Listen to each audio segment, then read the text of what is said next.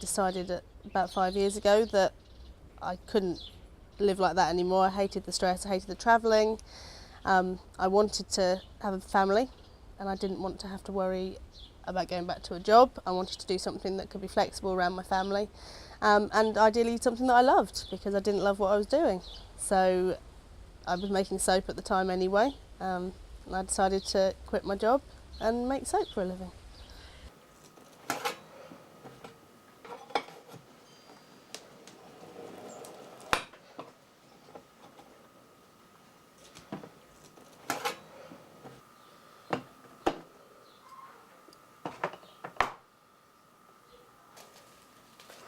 Clever idea.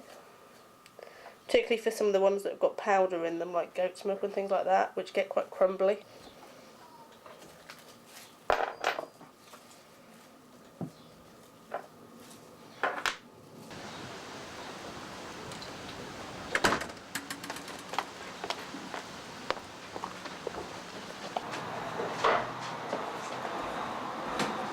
I know, it's a bit tempting, isn't it?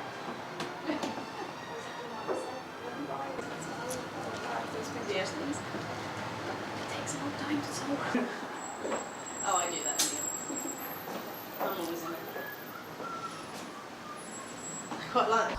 I think people want to know where things come from. They want a relationship with the people they're buying from and don't want to just buy from a faceless large company. And then I go here.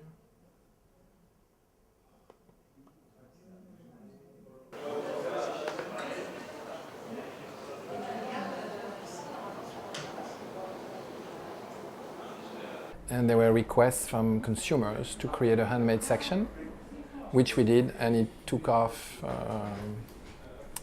as soon as it started. And today we are growing at a 150% rate, especially since the beginning of the year.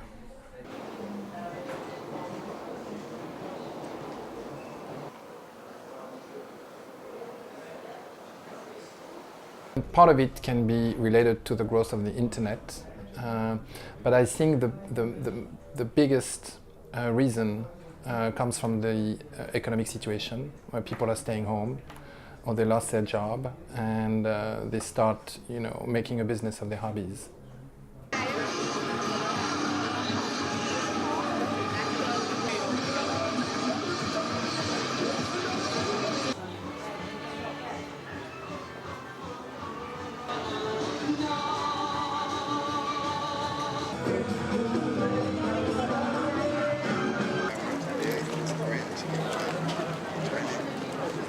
Enjoy sewing, and I have in the past made a hobby, made a living from it.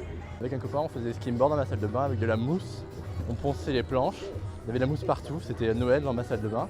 Et après, on mettait de la résine dessus. On essayait de les vendre en France, en fait, à Toulouse, loin de la mer. Pas très bien, on a arrêté en fait après parce que ma mère voulait pas, c'était très toxique et c'était marrant quoi.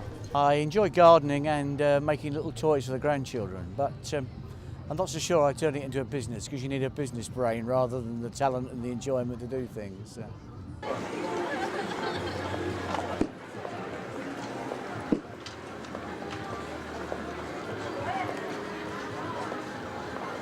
People, when they've been made redundant, feel very hurt and they feel that it's personal. And there's a kind of a grieving period afterwards, because you were a hot shot at work, your work gave you a structure to your day. Suddenly you've got the whole day yawning in front of you. There's no need to get up in the morning, no need to get out of your pyjamas. What I say to them is, it's not personal. Remember that half the country at the moment is facing this kind of problem. So it isn't personal, it was cutbacks, financial crisis. Now try and think of the positive. What can you do each day to add a structure to your day, and think of your day as a working day? These are made of socks. Oh, look at that. Oh, that's lovely.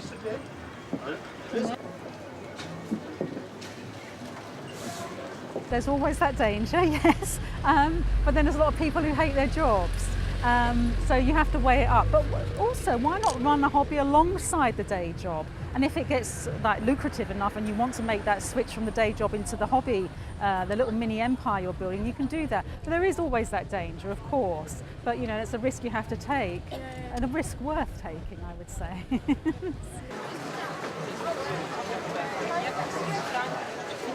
Good.